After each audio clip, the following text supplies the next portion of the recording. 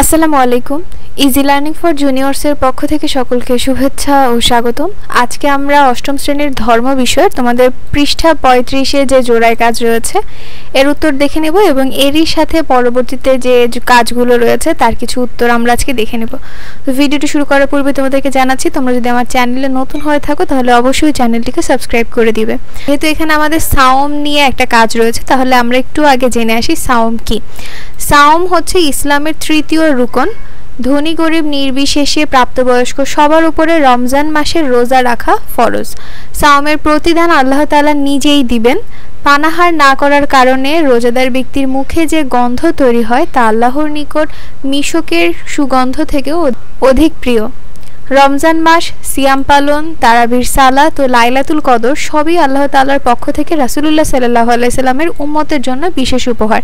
আমরা কিন্তু সাওম সম্পর্কে অনেক কিছু এর আগের ক্লাসে জেনেছি। এছাড়াও সাওমের যে প্রস্তুতি, রমজান মাসের ফজিলত, লাইলাতুল কদরের মাহাত্ম্য সবকিছুই কিন্তু আমরা পরবর্তীতে জানতে পারবো। এগুলো তোমরা একটু পড়ে নিও। তো তোমাদের এখানে জোড়ায় কাজ যেটা রয়েছে, এখানে লেখা রয়েছে যে কিছু কার্যক্রম লেখা আছে এবং যা তুমি বিগত রমজান মাসে করেছো। যেমন প্রথমে রয়েছে বিগত রমজান মাসে যে ইবাদত বা আমল বেশি বেশি করেছি, উদাহরণ দেওয়া রয়েছে কুরআন তিলাওয়াত করেছি।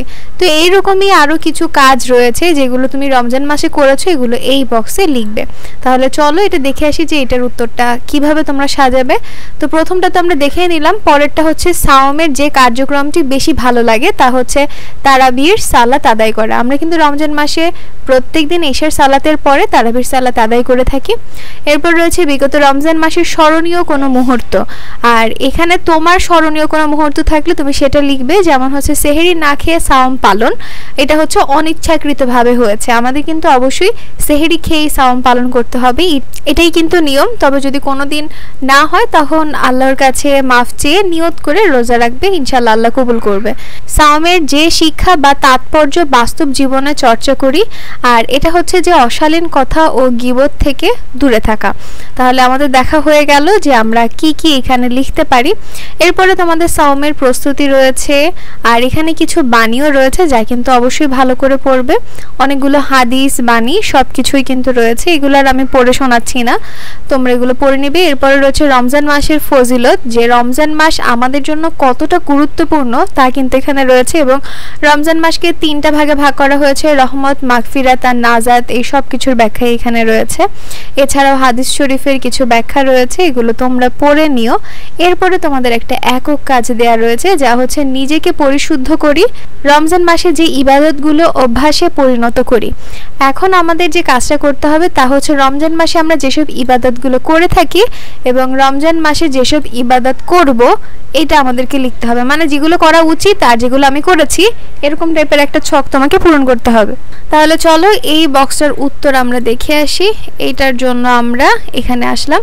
প্রথমে রয়েছে রমজান মাসে যেসব ইবাদতগুলো আমরা সাধারণত করে থাকি তা হচ্ছে 5 ওয়াক্ত সালাত জামাতের সাথে আদায় করি, পূর্ণ 1 মাস সাওম পালন করেছি, জামাতের সাথে সালাত আদায় করেছি, বিজোর রজনীতে কদর রাতের উপলক্ষে সারা রাত ইবাদত বান্দেগি করেছি।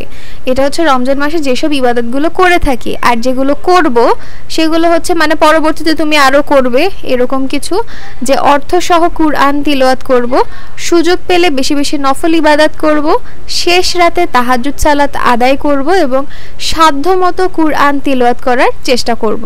তো এই তো গেল আমাদের 39 পৃষ্ঠার যে একক কাজ ছিল তার উত্তরও আমরা দেখে নিলাম। এরপরে তোমাদের লাইলাতুল কদর নিয়ে ব্যাখ্যা রয়েছে। লাইলাতুল কদর হচ্ছে সবচেয়ে মহিমান্বিত সম্মানিত একটা রাত, যে রাতে আমাদের ভাগ্য নির্ধারণ করা হয়। আমাদের ভাগ্যের কিছু কিছু জিনিস আমাদের জন্মের সময় আল্লাহ তাআলা ঠিক করে আমাদেরকে পৃথিবীতে পাঠিয়েছেন, তবে কিছু কিছু জিনিস আছে যেগুলো আমরা আমাদের ইবাদতের মাধ্যমে আল্লাহর সন্তুষ্টি অর্জনের মাধ্যমে আমাদের ভাগ্যের পরিবর্তনগুলো আনতে পারি। তো এরকমই একটা রাত হচ্ছে কদর রাত, যে রাতে আল্লাহ তাআলা আমাদের ভাগ্যটা নির্ধারণ করে থাকে। এই লাইলাতুল কদরকে আমরা মহিমান্বিত রাত্রি বা ভাগ্য রজনীও বলতে পারি। রাব্বুল আলামিন তার প্রিয় হাবিব হযরত মুহাম্মদ সাল্লাল্লাহু আলাইহি সাল্লামের উম্মতকে যে কয়েকটি বিশেষ নিয়ামত দান করেছেন তার মধ্যে লাইলাতুল কদর অন্যতম।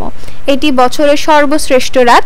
এ রাতের মাহাত্ম্য সম্পর্কে আল্লাহ তাআলা বলেন যে লাইলাতুল কদর হাজার মাস অপেক্ষা উত্তম। সূরা কদর আয়াত ৩।